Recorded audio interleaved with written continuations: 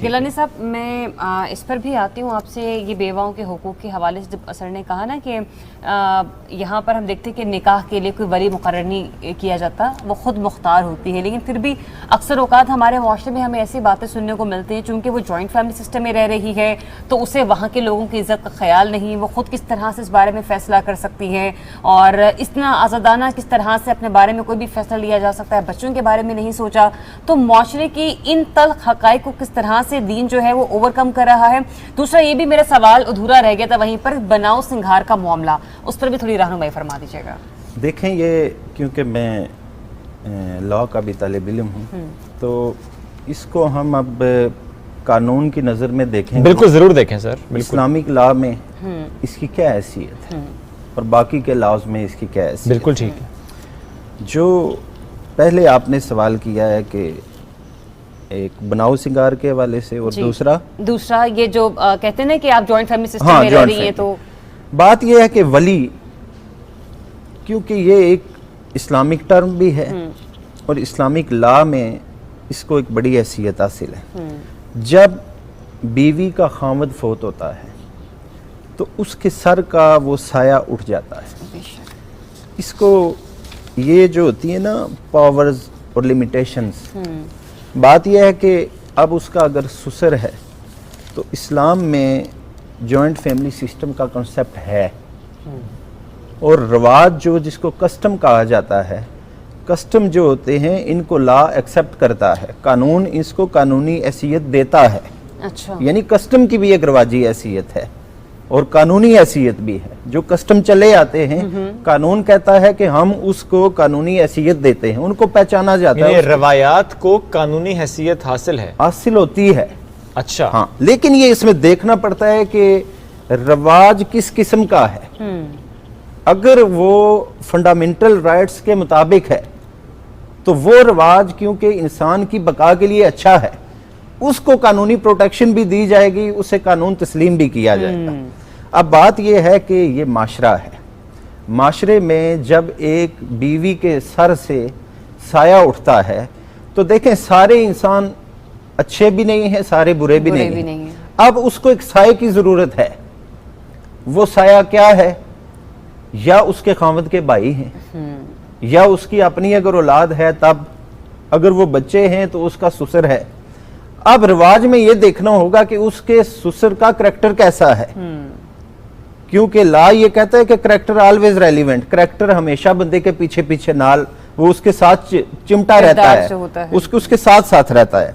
बात यह है कि अगर वो उसको अपनी बेटी समझता है, उसके हकूक का ख्याल रखता है, अगर उस पर शफकत करता है, तो फिर कस्टम ये बात कहता है, रिवाज ये बात कहता है कि उसकी सरबराही, क्योंकि अभी तक वो उस खामद के घर में है, घर के भी कुछ कानून हैं, जिस रियासत में जाओ उसके कानून को फॉलो किया जाता है।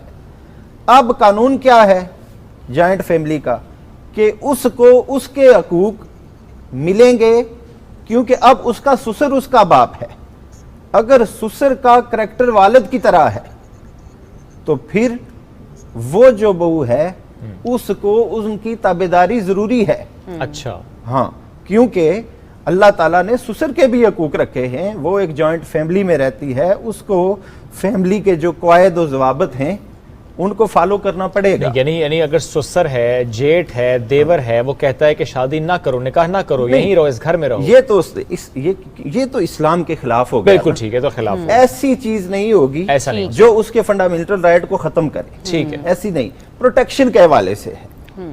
यानी बात यह है कि इस माशरे में अकेली औरत, माजरत के साथ हमारा जो पाकिस्तान का कल्चर है, यहाँ पर रहना मुश्किल है, लिहाजा उसको मर्दों की जरूरत है जो उसके सर पे साया रखें। इस हवाले से जो उसके फंडामेंटल राइट हैं जो इस्लाम देता है, निकाह का है, उसके उठने बैठने का है, उसका लिबास है, ये तो उसके फंडामेंटल राइट्स में आता है, ये तो इस्लाम ने डिक्लेयर किए हुए हैं।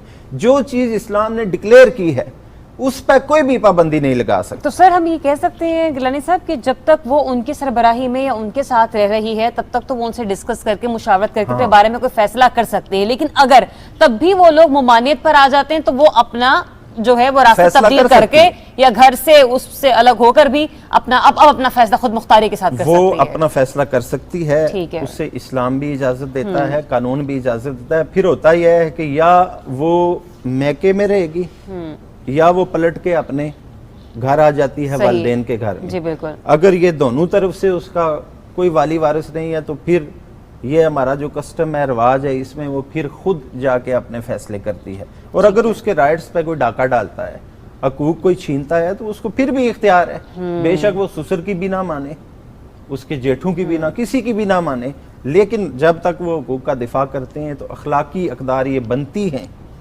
کہ وہ جوائنٹ فیملی میں رہے اور ان کی بات مانے۔ دوسرا سوال آپ کا تھا بناؤ سنگھار کے بناؤ حوالے سے، سنگھار کے کہ حوالے سے۔ گہرے رنگ نہ پہنو، کوئی کام نہ کرو، جا کے یہ والے جوتے مت خریدو۔ دیکھیں یہ بنیادی طور پر یہ من گھڑت ایک چیزیں ہوتی ہیں جو خود سے نکلی خود ہوتی ساختہ۔ ہیں، خود ساختہ، ایسی کوئی بات نہیں ہے۔ اچھا۔ عدت کے ایام میں اس کے لیے ہے، عدت کے بعد اس کا سٹیٹس وہی ہے جو پہلے تھا، جیسا پہلے کرتی تھی ویسا کر سکتی ہے۔ یہ سمپل سی ایک اس کا یہی ایک لا ہے اس کا، یعنی بس عدت کے ایام کیوں ہیں؟ غم کے، بس غم کے ایام پورے ہوئے، جیسا سٹیٹس پہلے تھا اس کا جو کرتی تھی اس طرح سے پھر کر سکتی۔